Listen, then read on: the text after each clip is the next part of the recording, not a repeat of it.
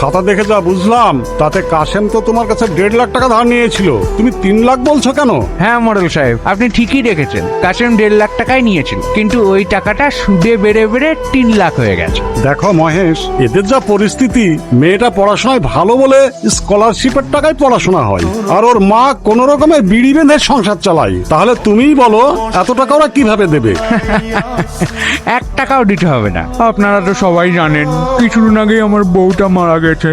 যদি সালমার সঙ্গে আমার বিয়েটা দেন তাহলে টাকাটাও মাফ করে দেবো, আবার সালমাকে আমি সুখেও রাখবো। না না, তা কি করে সম্ভব? আপনার মতন একটা বয়স্ক লোকের সাথে আমার মেয়ের বিয়ে কিভাবে দেবো? ভালো কথা, হাত যখন পেটেছি টাকাটা দিন, নাহলে মেয়েটা হাটে তুলে দিন। কি বলেন মোড়ল মশাই? হ্যাঁ, কথাটা অবশ্য তুমি ঠিকই বলেছো। বোমা, তাহলে কি করবা বলো? ঋণ তো তোমার স্বামী করেছে, পরিশোধ তো তোমাকেই করতে হবে।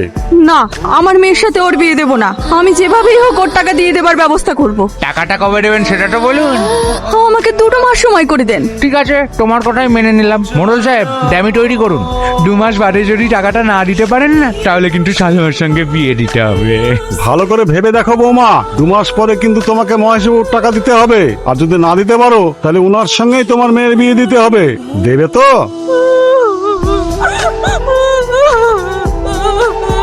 তাহলে ওই কথাই রইলো। ওই চলো সবাই।